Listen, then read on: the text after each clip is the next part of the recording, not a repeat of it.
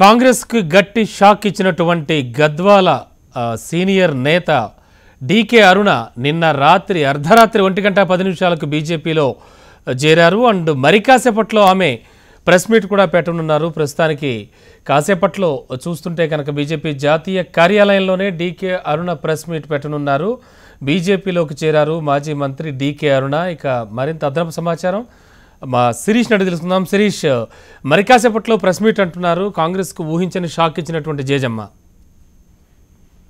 రమణ మధ్యాహ్నం 1 గంటకు బీజేపీ కేంద్ర కార్యాలయంలో బీజేపీ తెలంగాణ రాష్ట్ర అధ్యక్షుడు లక్ష్మణ్ తో పాటుగా BJP general secretary Ram Madhav, అదేవిధంగా ఈమె డీకే అరుణ ముగ్గురు కూడా మీడియా సమావేశాన్ని నిర్వహించనున్నారు. ఈ మీడియా సమావేశంలో కాంగ్రెస్ పార్టీలో ఈ మధ్య కాలంలో తను ఎదుర్కొన్న ఇబ్బందులు, ప్రస్తుతం కాంగ్రెస్ పార్టీ పరిస్థితి గురించి కూడా డీకే అరుణ మీడియా ముఖంగా మాట్లాడే అవకాశం కూడా కనపడుతుంది. ఈ ఆమె తోటి మాట్లాడిన విధానం కనుక చూసినట్లయితే పెద్ద స్థాయిలో కాంగ్రెస్ పార్టీ పైన విమర్శలు గుప్పించేందుకు ఆస్కారం ఉన్నట్లుగా కూడా తెలుస్తోంది. అయితే ఈ మధ్యాహ్నం 1 గంటకు జరిగే మీడియా సమావేశంలో ఆమె ఎటువంటి సంచలనాత్మకమైన వ్యాఖ్యలు చేస్తారనేది కూడా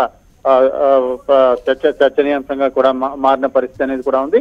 ఆమెతో పాటుగా ముఖ్యంగా మహబూబ్నగర్ నియోజకవర్గ పరిధిలో కాంగ్రెస్ టికెట్ల మీద మొన్న అసెంబ్లీకి పోటీ చేసిన నేతలందరూ కూడా ఈ బీజేపీ తీర్థం పుచ్చుకునే అవకాశాలు ఎక్కువగా కనపడుతున్న పరిస్థితి అనేది కూడా మనం చూడొచ్చు. ముఖ్యంగా షాద్నగర్, అదేవిధంగా దేవరకద్ర ఇట్లాంటి ఎమ్మెల్యేలు అందరూ కూడా జాయిన్ అవుతున్నారు. మొత్తం 18 మంది కాంగ్రెస్ కు సంబంధించిన ముఖ్య నేతలు బీజేపీలో ఈ ఎలక్షన్ లోపు జాయిన్ కానున్నట్లుగా కూడా తెలుస్తుంది. డీకే అరుణతో పరిచయం ఉన్న మరికొంతమందితోటి కూడా సంప్రదింపులు అనేటివి కూడా నడుస్తున్న పరిస్థితి అనేది కూడా ఉంది. వాళ్ళను కూడా పార్టీలోకి రమ్మని ఆహ్వానించేందుకు తీవ్ర స్థాయిలో ఒత్తిళ్లు అనేటివి కూడా జరుగుతున్నాయి. కాంగ్రెస్ పార్టీలో ఎవరెవరైతే అసంతృప్తిగా ఉన్నారో వాళ్ళందరినీ కూడా బీజేపీలోకి ఆహ్వానించి వాళ్ళకు సముచిత ప్రాధాన్యత ఇవ్వాలని చెప్పేసి కూడా బీజేపీ నిర్ణయించినట్లుగా కూడా తెలుస్తోంది. డీకే అరుణనే కాకుండా మరికొంతమంది సీనియర్లు కూడా ఆమె బాటలో పయనించవచ్చు అని చెప్పేసి కూడా సమాచారం వస్తున్న నేపథ్యంలో కాంగ్రెస్ పార్టీ కనుక ఇప్పటికైనా డ్యామేజ్ కంట్రోల్ చేసుకోకపోతే ఆ పార్టీకి కోలుకోలేని దెబ్బ తగిలే అవకాశం ఉంది. Ramana. Okay Shirish, thank you. ఇవి బులెటిన్స్ చాలా చూస్తూనే ఉండండి. హెచ్ఎం టీవీ వార్త.